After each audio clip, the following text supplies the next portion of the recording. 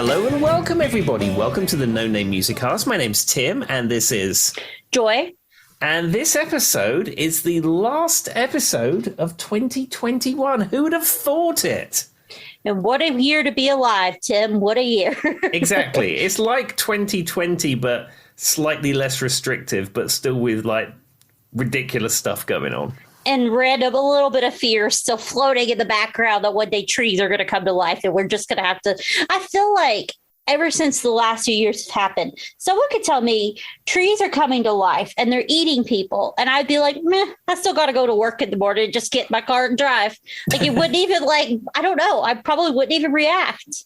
Well, it's like NASA announced that they had UFOs, that their test pilots had seen USOs, and everyone just was like, meh. We got way more things to worry about than that. Exactly. Yeah, that's fine. Whatever. There's this end of the world video. I remember back in the original days of YouTube, and it's like, he's talking about, as long as the global warming doesn't get us, California doesn't fall off. And he just starts naming all the different things. He goes, we'll probably all blow each other up. And then he goes to the different countries blowing each other up, and the kangaroos over there going, WTF, mate? Yeah, what are you doing? In Australia, because he's so far there, he's not getting a bomb. Anyway, if anybody watched that video, it's very funny. I'll have to send it to Tim. He'll get a laugh out of it. There we are. So we have been opening a lot of our episodes with a tip of the day, and we are still waiting for our jingle. I mean, well, a little spoiler, we have been recording a lot of episodes before they post, but I can tell you as of today, no one has sent us a jingle for the tip of the day. So we are still taking submissions, Phil, and that certain person you just said may have asked me how long we need, that I said just 30 seconds. Just 30 seconds. So he might be working on something. Okay, all right. Well, that's. I look forward to a submission from anyone out there who listens to the podcast who would like to do it, but especially Phil. It's a very Phil thing to do. There we are. So, tip of the day. So over to you, Joy. What do you have? So my tip of the day is related to New Year's, because it's getting ready to be New Year's Eve and everybody's going to be having fun. My tip of the day is if you go to, this is going to be a tip related to a very specific story that I'm going to give.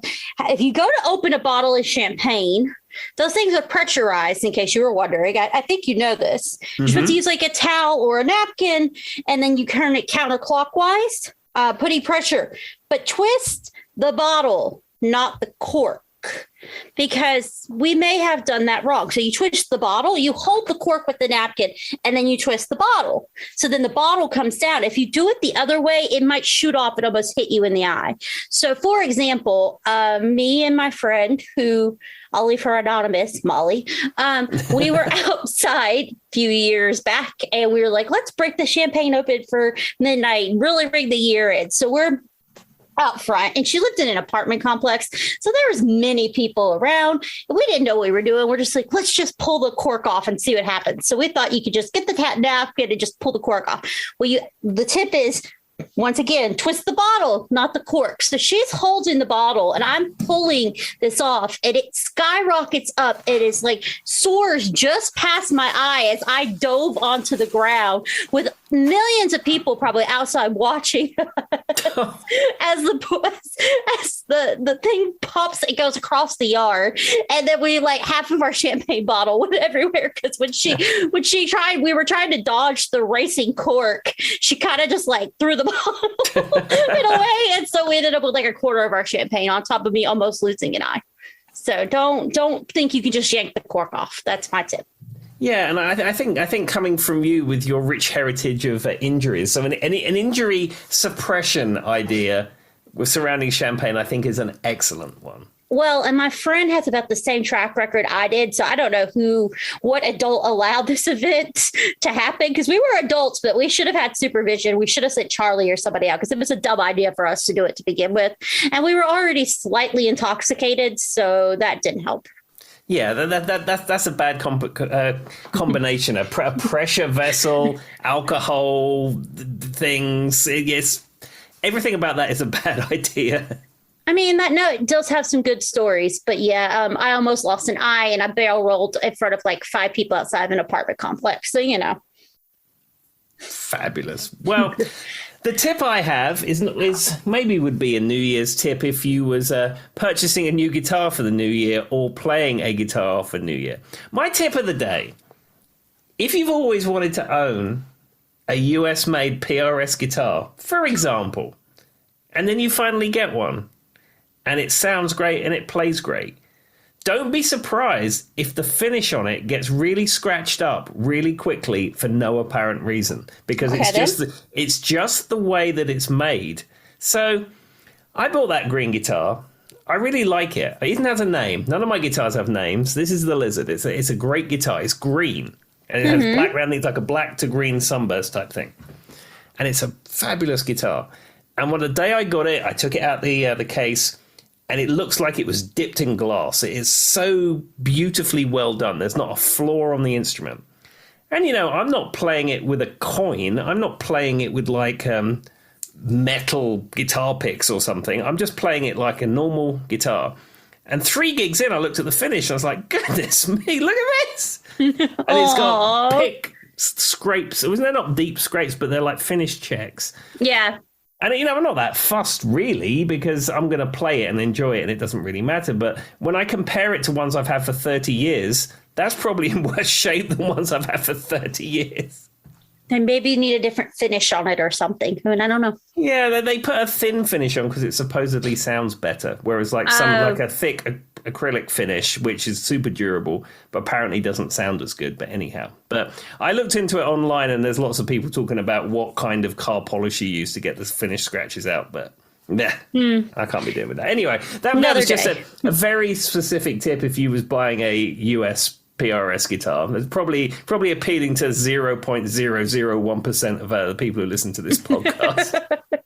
Well, to be fair, I don't know how many of them are opening champagne bottles, so Well, they will be in a few days. That is true. That was a very topical tip of the day.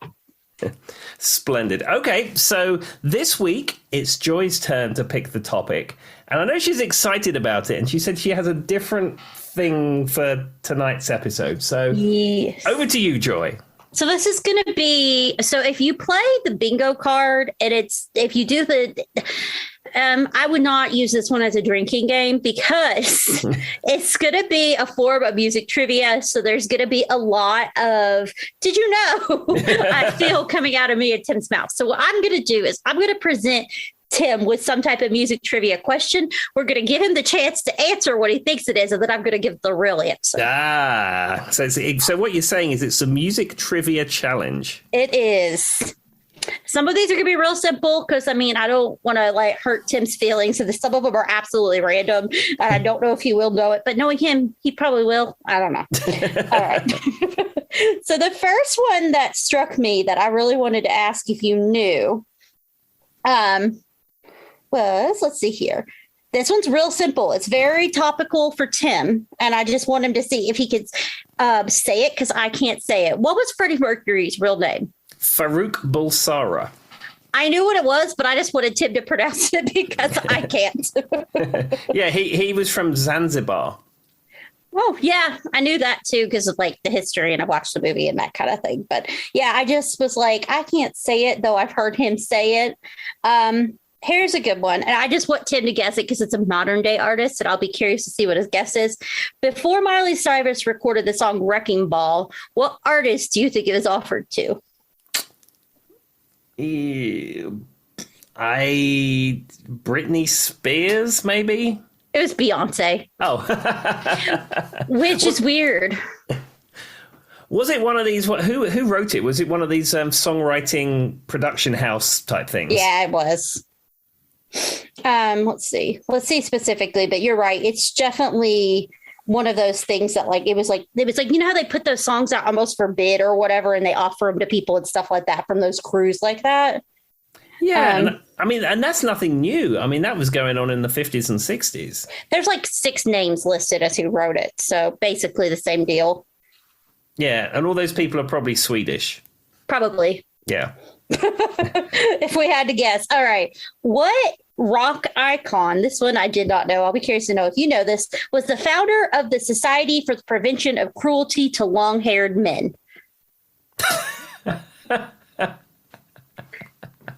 I don't know. I would maybe take a stab at someone like David Coverdale. It's Maybe. David Bowie. Oh, David Bowie. Oh, well, I got a David in there. Yes. And so I'm going to do a little bit of like a history of that because I was like, it's literally about it's a society established to help cruelty. That was the word they used, though I find that a little strange, against long haired men. And it's specifically that society did not accept men with long hair, though I don't know, the Beatles had long hair and they were accepted. Okay.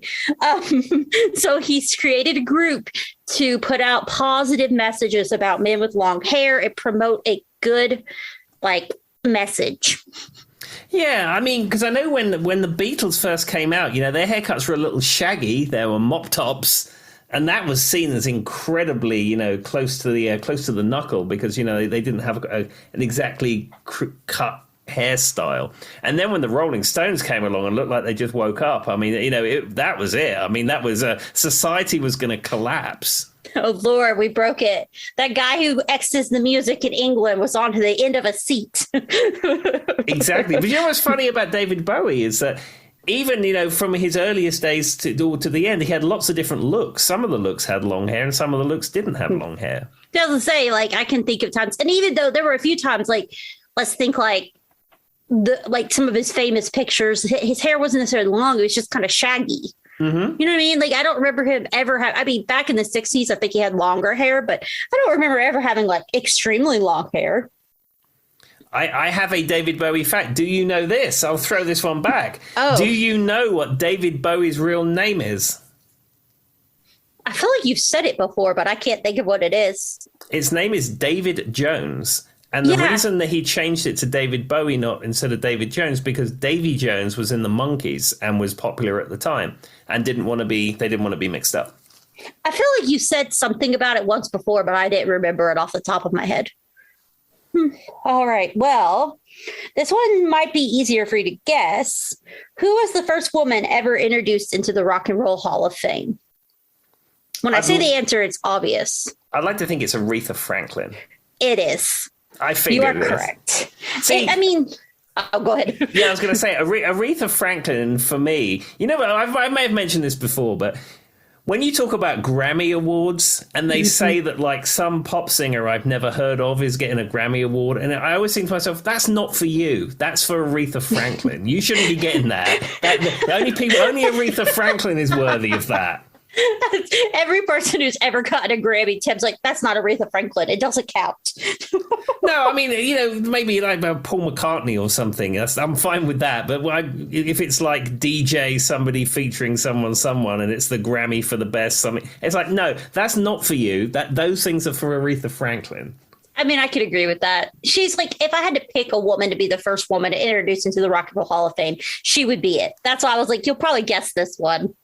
Yeah, I mean, is the legendary Aretha Franklin. I mean, all right. So this one's interesting. So did you know Jimi Hendrix? That was what I was trying. Jimi Hendrix only had one top 40 hit. Do you know which song it was? I would imagine it's Hey Joe. All Along the Watchtower. Oh, and that's a Dylan cover as well. It's not even his song. I know he famously performed Hey Joe on the Lulu program on British TV, if you know who Lulu is. Not a clue.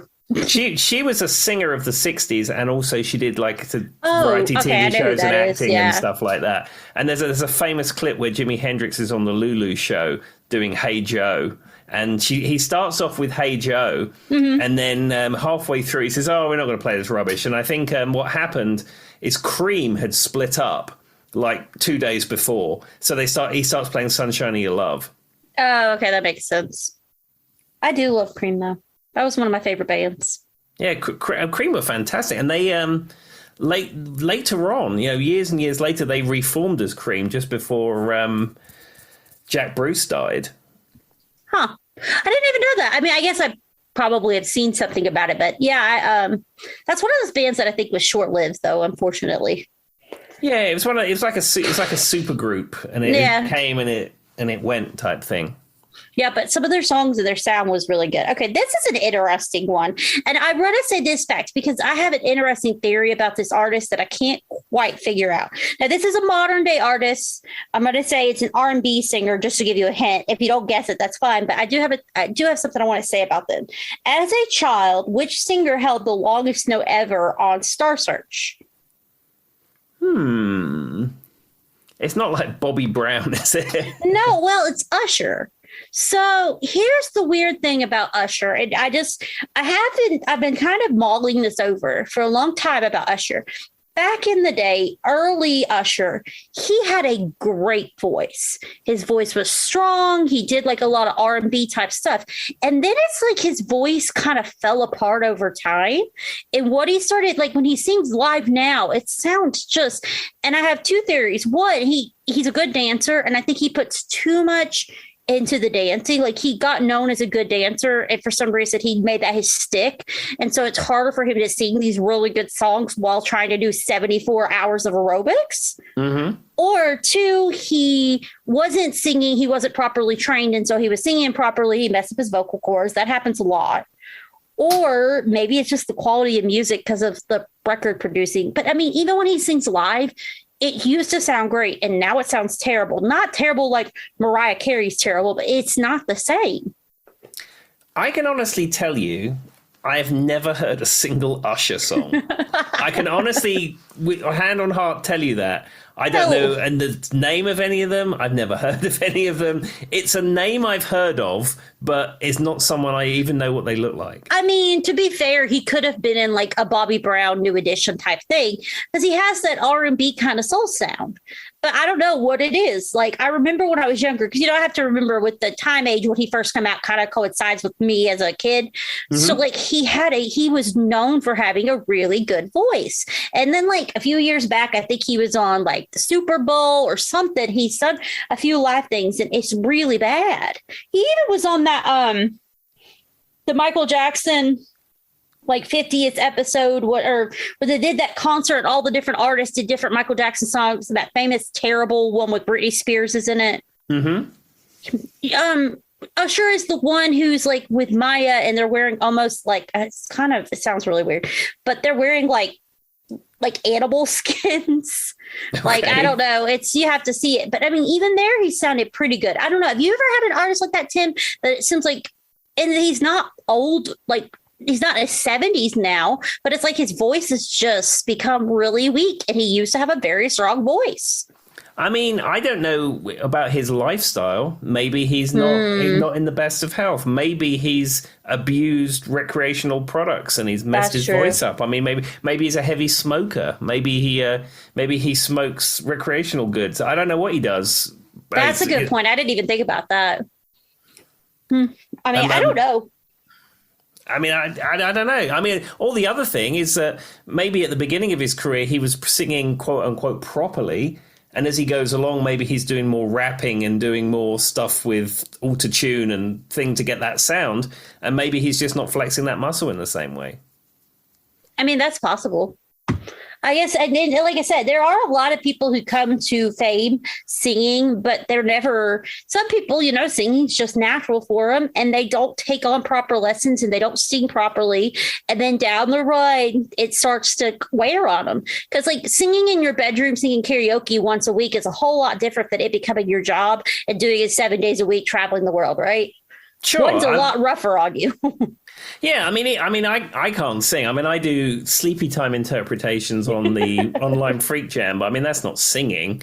And I mean, even if I do, even though I have retired and we've covered this, but even when I've done Love Shack, I mean, I'm not really singing properly. I mean, I'm no singer.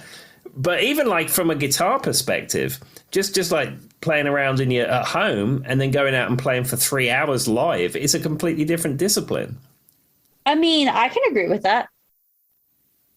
I mean, it really has to be because, well, it's like anything else. We romanticize like music, but when it is your day in and day out career, some of that romanticize of it has to go, right? It becomes work at some point. Yeah, because when I left England in February 2011, and then the preceding 6 to 8 months or so, I was selling a lot of stuff and getting ready to move. And one of the things I was doing is I was taking gigs from anyone. And, you know, I'm within reason I'll play a gig with anyone, but there's sometimes I've played with some other people in the past and I think, it's maybe not the best band. Maybe I won't do that one again.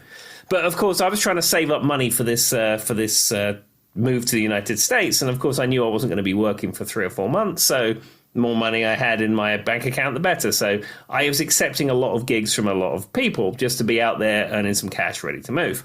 Mm-hmm. And it must be said, towards the end of that period of time, it did start to become a job. And I didn't like that. Because I was playing some places I'd rather not play. I was playing with a band I would rather not be in addition to other things I was doing. And then towards the end of that, I felt so burnt out of it. And in fact, when I moved here and I had about 3 or 4 months off of doing everything, and then when I was ready to start looking for another band again, sort of 3, 4, 5 months after the fact, I felt very refreshed. I mean, that makes sense. But I can see that. Like, if you're a touring act and you're playing 3, 4 nights a week, I mean, I know it's at a slightly different level. I mean, I had a day job and I was driving myself there and driving myself back and all that sort of stuff. But I can see that if you're doing it as an actual job, I could see that at some point it does get monotonous. Yeah, I mean, I get that. And like I said, it becomes work. And if you're not properly vocally trained to do it that long term, it really could mess up your vocal cords. That's why a lot of times that when you work with a vocal coach, that's why it's so important for these people, even if they're good singers, to work with a vocal coach for technique. You know, it's kind of like Tib says, don't get a really heavy guitar if you want to use your back in 6 years. I swear my back problems probably come from that Aria Pro 2 guitar I had when I was 15 or something. I mean, I don't have it. I gave it to my friend Rowena Poole. I don't think she listens to the podcast, but I mean, you know, she's part of the Freak Jam and stuff like that. And I went to school with her, and she always liked that guitar when I got it. And then I had it, and I didn't use it, and I had it fixed, and you know, backwards and forwards like that. And in the end, I fully retired it, and it needed some attention, and it sat in a bag, and it was in the loft, and it never got used. And before I moved here, I asked her whether she'd like it, and she said she would, and I gave it to her, and I think her husband got it fixed back up again, so she has it. So I'm glad that she does have it, but I don't know how heavy it is. But if I had to guess, it's probably 10-11 pounds. Like the average guitar that I have is like 7 pounds or just below, and that's fine. But that thing was so heavy. I mean, that sounds terrible, actually, because it's like, how many hours on end are you typically holding that thing for one gig? I mean, normally you're playing at least 2 hours and sometimes 3 hours. Nope. All right. Well, I got another fact for us. I did not know this, and I have a feeling you're not going to know this, but it's cool to know. So, which guitar icon's mom was a designer for John Lennon, Ringo Starr, David Bowie, Linda Ronstadt, and the Pointer Sisters? That would be Slash. I didn't know that. I've never even heard that. Yeah, Slash. Another trivia fact for you. What is his real name? Oh, I know that, but I don't know it off the top of my head. What is his real name, Tim? I think we've even said it. Saul Hudson. Yeah, you've definitely said that one before. and up to very recently, he was still a British citizen. He became an American citizen 5 or 6 years ago. I don't even know if I knew he was British. Yeah, he's born in the UK. I guess I just assumed he was American. I don't know why. I mean, he lived here his whole life, basically his whole life, but he was born in the UK. He's born that would make sense. Yeah, he was born in Stoke-on-Trent. So that would make sense, though, why his mom was if she was doing all the outfits for those people, because those were all British artists, huh? Yeah. Oh, wow. I had no idea. I had no clue. That's cool, though. I mean, so like it said she was behind a lot of their like iconic looks, too. Yeah, because I think I've never read his autobiography, but apparently he goes into detail, like growing up, that in his house, David Bowie would come around his house and stuff like that. And it was just, you know, as a young kid, you're like, oh, David Bowie's come around again. Well, David Bowie dated his mom. I did when I was looking up the research on this. His mom and David Bowie dated at one point. Oh, wow. So that's probably why he kept coming over. Oh, that makes sense. Him specifically. So George Harrison wrote what song for Eric Clapton about his sweet tooth? I don't even know if I know this song. It's Savory Truffle? Savoy Truffle. That. I don't even know if I've ever heard that song. What's a Savoy? I mean, a Savoy is a hotel. It's a very upscale hotel in London, the Savoy. Oh, well, that's why I can't say it. But so did they serve truffles? Probably. I was listening to a thing on NPR the other day, and I listen to a lot of NPR, and apparently there's this big thing about truffles. I've never had a real truffle, not like the candy sweets truffle. I mean, like the ones, like the actual kind of like fungi type things. And apparently they only grow in certain places in the world, and you can't make an environment to grow them artificially. They can only be harvested in a natural environment. And then they get shipped from there, and there's a dealer in New York who imports them. And then when he gets them off the plane, they're only good for a certain amount of hours, and he goes around to all these upscale restaurants and sell them. And, one little truffle is $2,000 or something. Yeah. It's a thing. It's like a mushroom of a sort or something. Yeah, and they said it tastes a bit like dirt because the people on the NPR thing said they tried some of it, and they're like, really? Is that it? Well, yeah, I know what you're talking about, but I don't think I've ever actually. I've had things that have had truffle added to them, but I don't know that I've ever had specific truffle. So I Googled what a Savoy truffle is because I didn't know. So apparently it's an English thing. There was a box with 11 flavors of truffles, the chocolate kind, in 1968 when the song was written. Each truffle's name sort of revealed what was inside it besides the savory truffle. It was like the mystery one. After much searching, these flavors are no longer available, but the savory truffle was something like an Almond Joy type candy. Okay. So apparently it was a box of chocolates. Oh, and an almond Joy for our UK listeners is a Bounty. Yes, which Tim has a lot of Almond Joys in his office dish at work. I do. I don't really care for them myself, but people who come in my office really like them, so I buy them. They're okay. I'm not a big coconut person. Take it or leave it. I like plain chocolate Bounties. I always used to like those. But, the problem I have now is I've been away from UK sweets for so long, literally for so long. Like when my mum will come to visit, I'll say, oh, can you bring a pack of Topics? Or can you bring a pack of Lion Bars? Or I don't know. And then you get them and you have one and you're like, oh, is that it? It's not as great as I remember. But isn't that always the way with nostalgic things? You're like, mine was pizza bagels. So back in the day, so I love pizza bites, the ones that are but there was pizza bagels were like a thing when I was younger, And they're in the little bit, you put them on, they had like a little tray that toasted them up real good or whatever. I tried it again as an adult, like the actual pizza bagel brand, and the sauce on it was the most disgusting. It tasted like a canned ravioli sauce on a very chewy bagel with just some cheese. It was the grossest thing ever. But in my mind, I was like, oh, those are so good as a kid. This is going to be so good. And then I was like, nope, I'm out. Do you know what that's going to be like? As soon as McDonald's make a vegetarian Big Mac, like an Impossible Burger Big Mac or something, I'm going to have one and I'm going to eat it. And I'm going to be like, oh, was that it? Or your stomach's going to hurt and be like, why?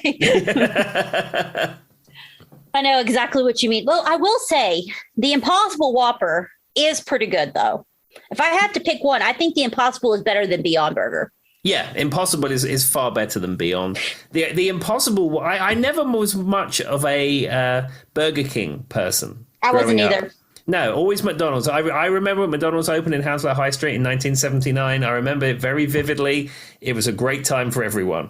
And that was always my favorite. Favorite food was McDonald's food. They have the best fries. Yeah. And then when I made the decision to stop eating meat, McDonald's just went by the wayside. But as soon as they came out with Impossible Whoppers, I became all about the Burger King. And I will say that the Impossible Whopper is absolutely fantastic. And what's funny is when we last year, or whenever it was at the beginning of the lockdown, when me and all my Free Jam friends were doing Zoom chats every weekend, what I used to do is get in the car, clamp my phone to the windscreen, and then go for a drive and take them for a drive because they don't know what it looks like around here in thought it was entertaining for them. And one time I went through the Burger King drive-thru and I got an Impossible Whopper, and somebody said, "Impossible? What do you mean impossible? What's it made out of? Dinosaur?" That's funny. Yeah, I wish that, though. I really do wish there were more vegetarian options at some of those places because, like, I mean, you got the Impossible Whopper, or you could eat fries. I will say Taco Bell or all those, you could always do beans, but it would be nice. But I really hope that if it does go to McDonald's, they do Impossible Meat and not Beyond. Beyond has that weird flavor. There's just an odd flavor to it that I can't get behind. Yeah, because Hardee's for a while did Beyond. They did Beyond Burgers, and it was not good. It wasn't. Anyway, all right. Which, to be fair, Hardee's is very, I hate to say this, hearty. It's kind of intense anyway, but all right. So next question, not topic. Prince introduced his iconic symbol, his symbol, on which song? I know on Sign of the Times he was still Prince.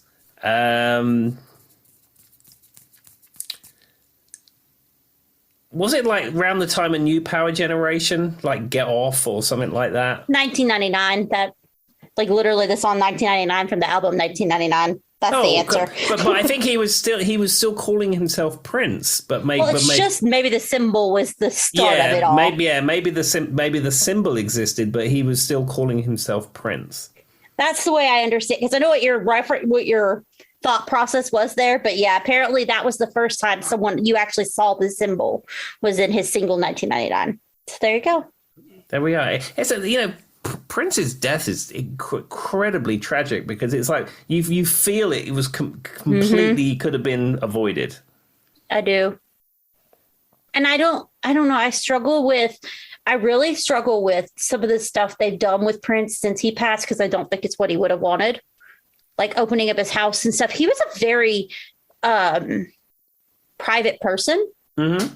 And so I think that, I don't know. I know that his family, he was big on being he was iconic in the sense, we talked about this, like the brand of Prince. Like he put on a show that was Prince. But I think personally that was his stage show. As a person, though, he was so just internalized and kept to himself, and you never really heard much about him in the media.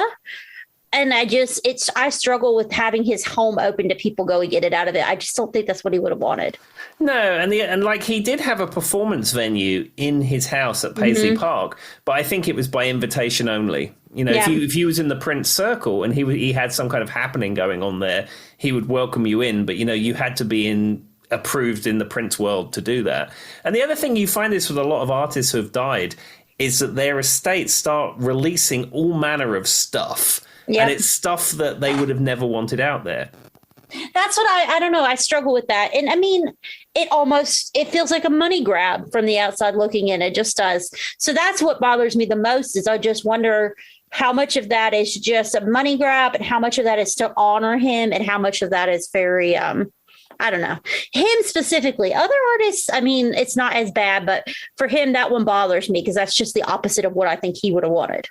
Sure, absolutely. And as I said, it's tragic about him, as a musician, because he wrote all the songs and he played all the instruments and he produced it and he mixed it and he mastered it, and it's almost like he was completely operating in a Prince vacuum, yet had encompassed all different genres of music and was so prolific. And I've never met anyone who says they don't like Prince. And then, like you said, so prolific. I mean, he's like a virtuoso of so many different things. Like he wasn't just good, like he was great at the things he did.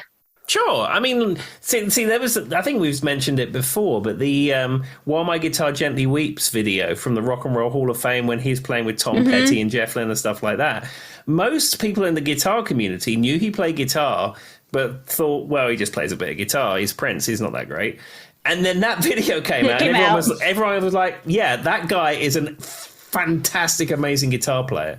And if you've never heard like him talking about it, Prince talks about he's giving Tom Petty eyes through the whole thing because Tom Petty thought that. He was like, why would you give this solo to Prince? It's not going to be good quality, da-da-da-da-da. And then Prince comes out and like blows everybody's mind and like just made the song even better than it already was. And so if you watch him, that face, like that dead kind of set eyes and face, that's specifically directed towards Tom Petty. Yeah. And if you've never seen it, we've talked about it heavily. It's one of my favorite videos on YouTube because, like I said, I like a good sass. I can be sassy when I want to. But back to the Prince thing. I mean, he wasn't just like, that's the thing is there are a lot of people who play multiple instruments to be that good at everything you do. Like some people, play multiple instruments and they sing and they write music, but they're usually certain parts of it. They're better guitarists than they are this and this and that. You know what I mean? Mm-hmm. But he seemed to be really good at it all. Yeah. Like just really good at it all. Like one man music producing. God, I wonder how much money he had because of all the songs he produced. Because he wrote music for so many other artists too. Yeah, he wrote Manic Monday for the Bangles just as a throwaway. He wrote Nothing Compares to You, Sinead O'Connor. Yeah, we could probably do a whole episode like finding like those ghostwriters. I know, weirdly enough, Bruno Mars has done that a lot too. Kesha of all people, because like you don't really think of her as like an artist besides one or two songs. She was the one that was held hostage by her record producer, could never put out the music she wanted. So she I'm sure you kind of heard a little bit about that with that Dr. Luke guy or whatever. I think so. I may have heard one or two of her tracks, but anyway, some of those stories. Yeah, she didn't want to put out this overly sensitized pop sound she was doing. That's not what she wanted to do, but she was held hostage by a record company because she signed a contract too young and didn't, do the diligence she should have. And they would not let her out of that record. So one of her ways of making money one of her ways of putting her art out there without breaking her contract was to write for other artists and let them record it. Okay. Smart, right? Didn't break her contract. Anyway, so next one. Tim might know this because it's a guitar fact. What did Steve Ray Vaughan name his most beloved guitar? Or Stevie Ray Vaughan. I said Steve, but I think it's number one. It's Jimbo. Jimbo, really? Yes, Jimbo. I don't know. Maybe he knows somebody named Jim. My mind, see, like the main Sunburst Strat that he has, the 59 with a 62 neck, that he bought from Christopher Cross. As far as I know, that one is called number one. He then had one called Butter, which only had a neck pickup in it. And then he had one called Lenny, which was his wife's nickname, which he played the song Lenny on. I was not aware that it was called, did we say Jimbo? Jimbo? Jimbo. So it's Jimbo, like Jimbo. Jimbo. Yeah, I know that. Well, I've never seen it in real life, but I'm fully aware of that particular guitar. It has a left-handed tremolo system on it. It has a non-factory black scratch plate. It has gold hardware. It has the SRV stickers on the scratch plate that he bought in a truck stop. I know all that stuff, and I've never, ever heard it called that before. Well, now you can add that in your arsenal going forward. It's all full circle. You know the whole thing. Well, I was like, well, Tim might know this, because we've talked about Stevie Ray Vaughan and his guitar. But yeah, apparently it was Jimbo. Maybe it was just his nickname when he's tossing it around or something, but not like a major, you know what I mean? Sure. Fact or something. All right. Next one. Paul McCartney credits which artist for teaching him everything he knows? I know that very early on in their career, Lennon and McCartney wanted to be like Rodgers and Hammerstein. It's like a songwriting partnership. But I don't know whether that's who he credits for his entire career. Maybe it might be, it's not like Lonnie Donegan or someone like that. No, you're way off base. It's Little Richard. Oh. I'm like, nope, not the same. I guess probably just because of the guitar and the stage show kind of aspect of it. I wouldn't have guessed that song. I wouldn't have guessed that at all, though. Yeah, I mean, Little Richard at the time, he was he was the wild man of rock and roll in his day. Well, and I guess the Beatles they were kind of like, even though they don't seem that extreme now, back in the day, they were like, you know what I mean? Oh my God, look at these four guys and they're making this rock music. I have to keep in the time frame in perspective. Sure. And, I'd imagine when young It was like Paul McCartney was a younger man. That's what I'm trying to say. Goodness me. Yeah, when Paul McCartney was a younger man, he was probably buying 7-inch singles of Little Richard, before when they were in the Quarrymen or the Silver Beatles or, whatever pre-Beatles band that they were in. And they were trying to emulate that music and emulate that sound because that was very popular at the time. It makes sense when you think about the time frame for sure. All right. So speaking of that, I don't know. I think we've discussed this, but I don't remember to what extent. What artists made up the supergroup, the Traveling Wilburys or Wilburys? WIL, that, whatever Tim's about to say. Yeah. Jeff Lynne, George Harrison, Roy Orbison, and Tom Petty. There's two more. There's one more. Tom Petty, I don't know the last one. The winds they are changing. Bob Dylan. Oh, Bob Dylan. Oh, well, how could I forget Bob Dylan? Goodness me. I was trying to give you a hint, but anyway. My head went over his head for a second. But yeah, Bob Dylan. All right. Yeah, I do know a fact that they released 2 albums and it was Volume 1 and Volume 3. I read that when I was looking up this stuff, which is kind of random. All right. I'm trying to find ones that aren't super obvious because some of them are. Keith Moon, and then I don't know how to say this guy's last name, though I've seen it written John Eetwistle. I'll let Tim probably pronounce that. John Entwistle. I can't say that. Of the Who said to have inspired the name of which other classic rock band? Led Zeppelin. Because they were friends of Jimmy Page, and Jimmy Page was talking about this group that he was putting together and the kind of music they were going to play. And Keith Moon said, "I wouldn't do that, mate. It'll go down like a Led Zeppelin." Yep. And we may have said that before. I don't know. I feel like we've talked about that one specifically. But anyway, let's see here. Okay, which artist's entire 1985 Live Aid set consisted of just a single cover of a song? I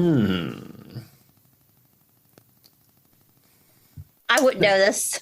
No, I mean I've seen the DVD set of Live Aid many times. As you know, I never saw Live Aid when it was on, when it was broadcast originally, even though I was around. And I'm not going to retell that story again, but I didn't see it. But I've seen the DVD set many, many times since of all the artists. However, the set that you can see now and the stuff that's up on YouTube now isn't everything that was on the day. And some of the artists have... I would say this artist didn't make the cut. It's Elvis Costello. Oh, yeah. He played All You Need Is Love. Oh, and you're right. He did. Yeah, and he described it as an old northern folk song. That's so random. Yeah, and it was him playing a red Stratocaster guitar, just played with like a clean sound, and it was just him, and he was getting the audience to sing the stuff back. Okay, I do remember that now. I've seen that in the YouTube version of it that I've watched a few times, but I would have known that off the top of my head.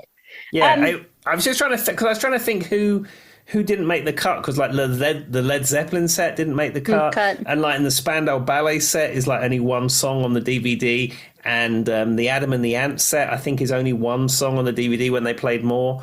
And I think the Midge-Ure Ultravox set, I think they lost a song off that. And I was trying to think who was missing, but I didn't think of Elvis Costello. There you go. All right. So I'm just going to say this fact. I'm not going to question you. It's weird that we were talking about the whole Kesha thing, because one of the things is what pop star wrote songs for Ariana Grande, Miley Cyrus, Britney Spears, and Alice Cooper? It's Kesha. Oh. I was just talking about that earlier, about how she writes music for other people because they wouldn't let her produce the music she wanted. I didn't know she wrote something for Alice Cooper, though. That's random. Interesting. I'd be curious to know what song that is. I mean, Alice continues to release new music, and he continues to tour, and he has probably the finest shred guitar player in his band right now. Are you familiar with Nita Strauss? Yeah, the female, right? Yeah, she's probably the finest shred style guitar player out there today. She's taken what Eddie Van Halen and Steve Vai and what have you do, and taken it to a completely different level. Yeah, she's known in the guitar world, though. I've seen her. Has she played with other people before? She used to play in a cover band called the Iron Maidens.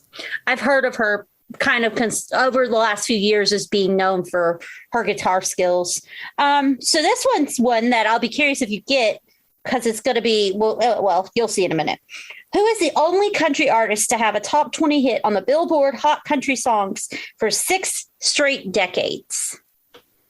I would like to think it's Dolly Parton. It is. Yay! 6 straight decades, though. That's crazy. I mean, it's Dolly. You cannot go wrong with Dolly. That Dolly's is, Dolly. She's saving true. the world and making medicine and giving children books and giving money to people whose houses burned down in Gatlinburg and being the best person that ever walked the earth. And I'm sure there's 1,000 other things she's donated money to, and you don't even know it. You don't even know what Dolly's up to. You know what's crazy, though? So they made a big deal about her, with the vaccine, which was fantastic. But I watched this thing, and this should not come as a shock to you. There were about 15 musicians and actresses and all these celebrities who donated to the vaccine fund. They were all women. All of our vaccines basically were funded by women. Shocking. Women would, and there was this joke. Well, women were paying to give us a vaccine. Men were paying to try to go to the moon with what's his name for Virgin Records. Yeah, Richard Branson. Not to say I don't blame them for wanting to go to the moon, but it is kind of funny. But yeah. If you go look, it's all women. There's always this debate about, whether is it worthy to send people up in spaceships, especially for joyrides, when there are bigger things to solve down on Earth? But I think the argument always seems to be the technology that's created by sending people up into space helps people down on Earth. And that's what NASA always say. They say, oh, that thing on your car, that came from NASA, and that medicine, that came from a NASA thing. And I think it was just that in the midst of a pandemic, that kind of, that thought process is what makes it funny. Exactly. I will say that the Virgin Galactic one, the one with Richard Branson, it doesn't technically go fully into space. It doesn't cross I think it's the Kármán line or I think it's Kármán line or Harmon line. Something like that, yeah. NASA defines space at a certain point, at a certain altitude. And Virgin Galactic doesn't hit that. Yes, you get the overview effect where you can see the whole Earth and the curvature of the Earth and the sky's black and all that kind of stuff. But NASA defined that's not really properly space. Whereas the one that Jeff Bezos does, his Blue Origin, that technically goes into space. Well, if I'm going to spend that millions upon millions of dollars, I think I want to technically go into space. Yeah, I don't want there to be any gray areas. You didn't really go into space. If I'm going to shell out that kind of money for a seat, I better go all the way to space. All right. This one's an easy one, Tim. We've got 1 or 2 more we'll do. But Paul McCartney and I don't know. It wouldn't be an easy one for me, but I feel like it'll be an easy one for you. Paul McCartney and John Lennon wrote which Rolling Stones song? Oh, okay. Well, I didn't know this. I figured Tim might. It's I Want to Be Your Man. Oh, I didn't know that. I didn't either, but now that I listen, in my brain when I hear it, it makes sense. Yeah, it does. Did they ghostwrite it for them? Because at the time in the 60s, there was this supposed rivalry between the Beatles and the Stones. And, you was either Team Beatles or Team Stones. Yet, behind the scenes, they were the best of friends and on the same circuit. Well, it looks like the Beatles produced their version of it first. Wait a second. I didn't know that. They have a version of I Want to Be Your Man, the Beatles did. So I don't think I knew that. Now I come to think of it, I think it's on one of the early albums. So they must have wrote it for themselves, and then at some point the Rolling Stones got it. So, because it says they released it in 1963, whereas the Rolling Stones, let's see here. When did they release it? 1964, a year exactly later. Ah, there you go. Oh, no wonder there's some competition back in the day between the two of them. I think it was perceived media spin competition. Like I said, you was either with the guys in the suits and the clean cut look, or you was with the long haired louts of the Rolling Stones. That's what's funny to me. So I was watching a thing once and it's talking about boy bands, and people are like, my generation had the best boy bands and da da da da da, right? Because I'm from the 90s. Boy boy bands go back so far, and that fake rivalry thing has been going on since literally the Rolling Stones and the Beatles. Oh yeah. I mean, it's like this is nothing new, and it's mostly generated by media, and it's mostly generated for record sales. Yeah, that's what it boils down to. All right, this is one that I didn't know off the top of my head. What was Madonna's first top 10 hit? I would imagine Into the Groove. Holiday. Was it Holiday? It was Holiday. Tim's face. I wish everybody could have seen that. He was like, huh. Is that in the United States or is that in the UK? Oh, that's probably a good point. Let's see. I imagine this is United States because this is kind of a United States kind of base. Holiday, Madonna, top 10. I could have sworn it was Into the Groove. Let's see. Across Europe, the song reached the top 10 of Belgium, the Netherlands, West Germany, Ireland, while reaching top 40 in France, Sweden, and Switzerland. Apparently, it was universally, but does that mean it was the first? Madonna's. Hold on, I'm reading the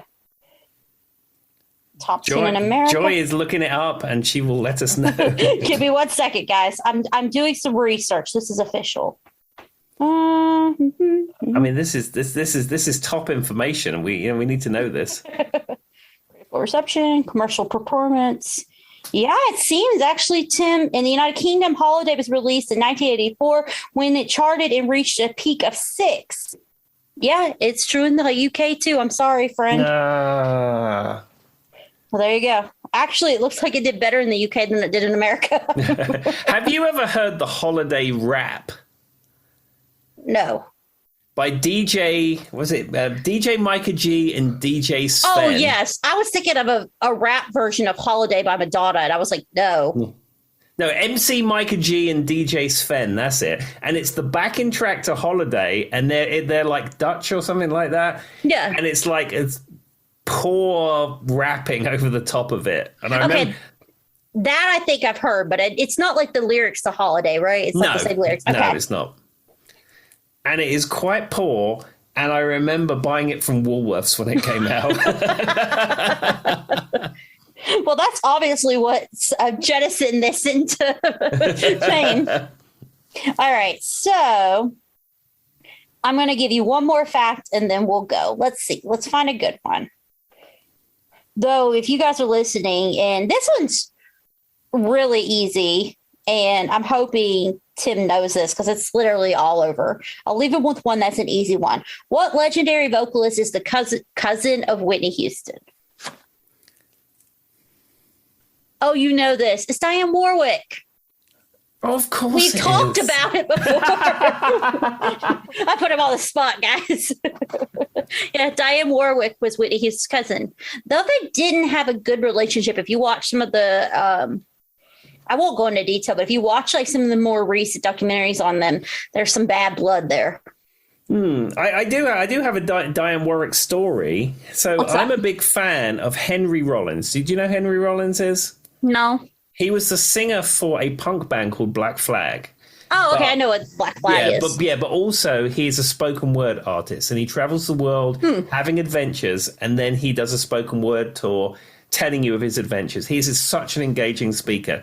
I've seen him twice. I saw him at the Royal Festival Hall in London one time, and then I saw him somewhere in North Carolina at a theatre somewhere. I can't remember where it was. Charlotte, I think. Anyway. And he goes on the stage with just a microphone and talks for 3.5 hours. And you're listening to him and it goes in a flash. But he was saying that when he was growing up, I think his mother liked Dionne Warwick. You know, he was kind of a rock punk guy, but he grew up with that music. Huh. Many, many years after the fact, he finally gets to meet her. Okay. And there is some award show or gig or something. He's there. And as I said, he's a very dynamic speaker. He always knows what to say. You listen to him speak and he's very engaging. So he meets Dionne Warwick. He's met 101 people. he goes up to her and goes, "Oh, Dionne Warwick," and then my mother and the records and then apparently Dionne Warwick just hugged him and went, "He'll be okay, baby. He'll be okay." I worried. So back in the dark ages, I went to the Women's March. We don't have to get into politics, but I did go, and I knew that like Cher was going to be there and a few other people. And I said, I guarantee you, if I turn around and Cher is standing in front of me, that would have been an actual representation of how I sound. Because I'm not one who gets starstruck, but I feel like if I turn around and Cher was standing there, that's what I would do.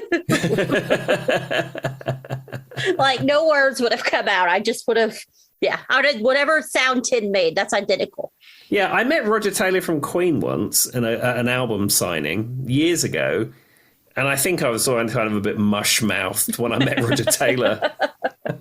That's imagine. That's how I think it would go. And with that piece of information, I'll leave it there. All right, bye. See you later. Bye-bye.